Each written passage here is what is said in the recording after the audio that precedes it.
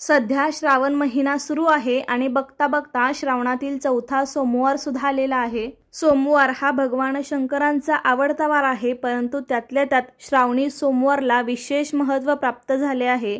26 August 2024 या दिवशी आलेला आहे श्रावणातील चौथा सोमवार आणि याच दिवशी योगायोगाने श्रीकृष्ण जन्माष्टमी देखील आलेली आहे। त्यामुळे या दिवसाचं महत्त्व आणखीनच वाढलेलं आहे। या दिवशी आपल्याला शिवशंकरांबरोबरच भगवान श्रीकृष्णाची देखील पूजा करायची आहे। नमस्कार मंडळी, आजच्या व्हिडिओमध्ये मी तुम्हाला चौथ्या श्रावणी सोमवारी शिवपूजन कसे करावे, शिवामूठ कोणती, किती वेळा वाहावी, कशी आणि कधी वाहावी, तसेच पूजा, मंत्र, उपवास अशी संपूर्ण माहिती तुम्हाला आजच्या व्हिडिओमध्ये मी देणार आहे। त्यासाठी व्हिडिओ संपूर्ण पहा। त्याआधी चॅनलवरती नवीन असाल तर चॅनलला सबस्क्राइब करा।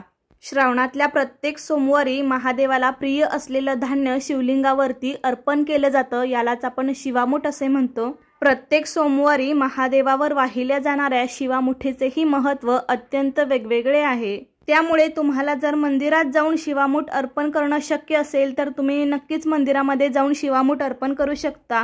नसेल जमत तर आपल्या घरामध्ये जे शिवलिंग असेल त्याची सुद्धा विधिवत पूजा करून त्यावरती सुद्धा तुम्ही शिवामूठ वाहू शकता। काही स्त्रिया लग्न झाल्यावरती पहिली 5 वर्ष शिवामुठीचं व्रत करतात, किंवा तसं जरी करायचं नसेल तर तुम्ही प्रत्येक सोमवारी, श्रावणातल्या प्रत्येक सोमवारी सुद्धा महादेवावरती प्रत्येक वर्षी शिवामूठ वाहू शकता। श्रावण महिन्यात येणाऱ्या 5 सोमवारी 5 प्रकारचं धान्य शिवाला अर्पण केलं जातं, पण शिवामूठ अर्पण करण्यापूर्वी आपल्याला मंदिरामध्ये जाऊन आधी विधिवत अशी महादेवाची पूजा करायची आहे, शिवपूजन करायचं आहे। म्हणजे अभिषेक किंवा महादेवांना प्रिय असणाऱ्या वस्तू त्यांना अर्पण करायच्या आहेत। दुधाचा अभिषेक, पांढरी फुले, बेलाची पाने, धोत्र्याचं फळ, धोत्र्याचं फूल असं सर्व अर्पण करून आपण मनोभावे शिवाची पूजा करायची आहे आणि मग त्यानंतर आपण शिवामूठ वाहू शकतो। आणि तुम्ही जर घरीच शिवामूठ वाहणार असाल तर या दिवशी सकाळी लवकर उठावे, स्वच्छ अंघोळ करावी। अंघोळ करताना आपण पाण्यामध्ये गंगाजल मिसळायचं आहे। त्याचबरोबर आपल्या देवघरामध्ये सर्व घरामध्ये गंगाजल शिंपडायचं आहे। त्यानंतर शक्य असेल तर पांढरे वस्त्र आपण परिधान करून मग आपण रोजची देवपूजा करायची आहे। लक्षात ठेवा, या दिवशी श्रीकृष्ण जन्माष्टमी आहे, तर रोजच्या देवपूजेबरोबरच आपल्याला जी काही चांगल्या पद्धतीने बाळकृष्णाची पूजा करता येईल, म्हणजे बाळकृष्णाला प्रिय असलेलं तुळशीपत्र, पिवळी मिठाई, त्याचबरोबर तुम्ही त्यांना वस्त्र घालू शकता, त्यांना पिवळी फुले अर्पण करा। तुम्ही साधी सोपी पूजा सकाळी करू शकता आणि बाळकृष्णाचा जन्मोत्सव हा संध्याकाळी 12 नंतर साजरा केला जातो।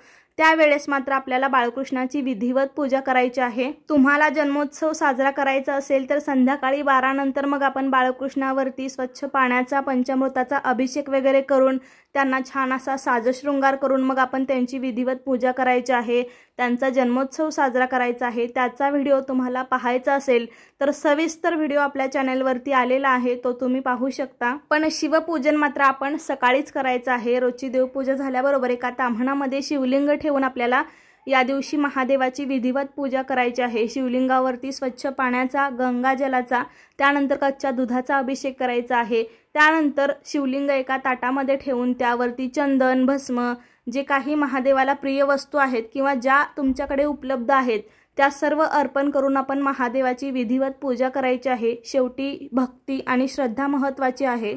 मात्र कधीही शिवलिंगाची पूजा करत असताना किंवा शिवलिंगावरती, शिवपिंडीवरती अभिषेक करत असताना आपल्याला शांत बसून किंवा मौन धरून पूजा करायची नसते। तर तुम्ही मनातल्या मनामध्ये का होईना ओम नमः शिवाय या मंत्राचा जप करायचा आहे। अभिषेक करताना किंवा शिवपूजा पूर्ण होईपर्यंत ओम नमः शिवाय किंवा तुम्ही महामृत्युंजय मंत्राचा देखील जप करू शकता। मागच्या 3 सोमवारी तुम्ही ज्या पद्धतीने शिवपूजन केलं, ज्या पद्धतीने महादेवाची पूजा केली, अगदी त्याच पद्धतीने या चौथ्या श्रावणी सोमवारी सुद्धा महादेवाची पूजा करायची आहे आणि शिवामूठ मात्र वेगळी असणार आहे। ज्या स्त्रियांना एखाद्या सोमवारी अडचण आली तर त्या सोमवारी त्यांनी शिवामूठ वाहू नये किंवा पूजा करू नये। त्या दिवशी उपवास मात्र जरूर करू शकता आणि त्या दिवशीची जरी शिवामूठ राहिली तरी सुद्धा तुम्ही ती पुढच्या सोमवारी न वाहता त्या सोमवारची शिवामूठ वाहायची आहे। महादेवांना भोळा शंकर म्हटलं जातं, कारण आपल्या साध्या सुध्या पूजेने सुद्धा ते आपल्यावरती प्रसन्न होतात। अगदी साध्या पद्धतीने का होईना आपल्याकडे जे काही साहित्य अवेलेबल असेल ते साहित्य आपण अर्पण करून मनोभावे महादेवांची पूजा केली तर ते तुम्हाला नक्कीच शुभाशीर्वाद देतील। संपूर्ण शिवपूजन करून झाल्यावरती आपल्याला शिवलिंगावरती किंवा शिवपिंडीवरती शिवामूठ वाहायची असते। तर चौथ्या श्रावणी सोमवारी जव किंवा जवसाची शिवामूठ आपल्याला शिवपिंडीवरती वाहायची आहे। काही कॅलेंडरमध्ये जव तर काही कॅलेंडरमध्ये जवस अशी शिवामूठ दिलेली आहे आणि त्या सोमवारप्रमाणे आपण त्या धान्याची मूठ शिवलिंगावरती अर्पण करायची असते। पण अनेक ठिकाणी जव ही शिवामूठ वाहण्यास सांगितलेली आहे, त्यामुळे तुम्हाला मोठ्या किराणा दुकानामध्ये किंवा पूजेच्या दुकानामध्ये जव हे धान्य सहज मिळून जाईल। अगदी मूठभर जव घेऊन आपल्याला त्यावरती थोडंसं ते धान्य ओलं करून पाणी टाकून मग आपण ती शिवलिंगावरती शिवामूठ म्हणून वाहू शकतो। आणि अनेक ठिकाणी अनेक कॅलेंडरमध्ये जवस सुद्धा सांगितलेलं आहे। तर जवस हे आपल्या सगळ्यांना माहिती आहे, सगळ्यांच्या घरामध्ये असतं। तर त्या जवसाची शिवामूठ सुद्धा तुम्ही शिवलिंगावरती वाहू शकता।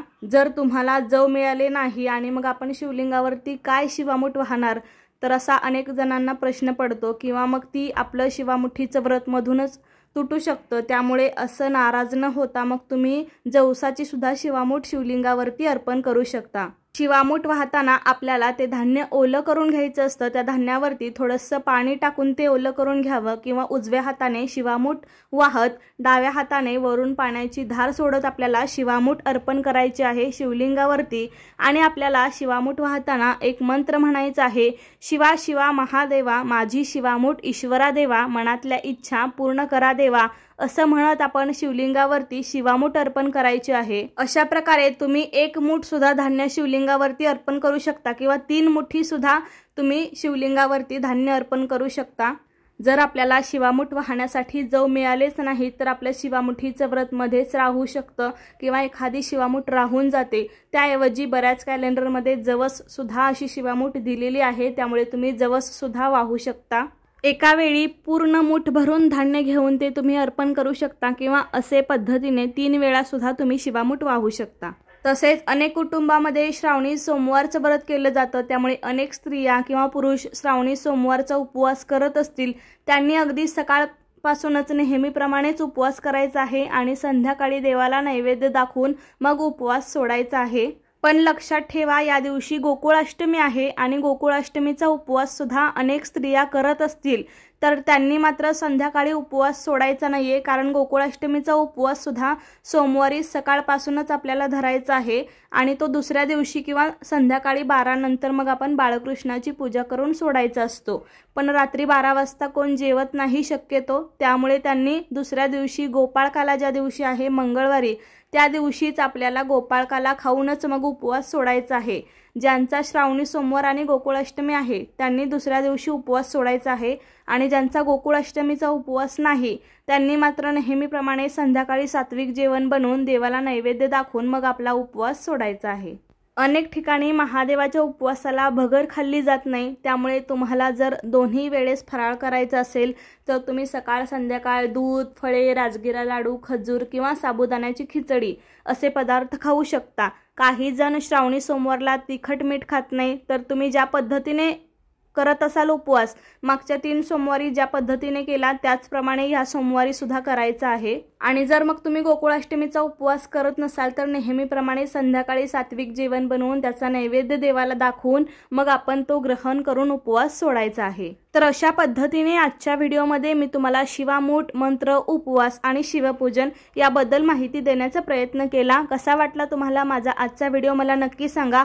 आवडला असेल तर लाईक करा, जास्तीत जास्त लोकांपर्यंत शेअर करा आणि असेच माहितीपूर्ण व्हिडिओ पाहण्यासाठी आपल्या चॅनेलला सबस्क्राइब करा। धन्यवाद।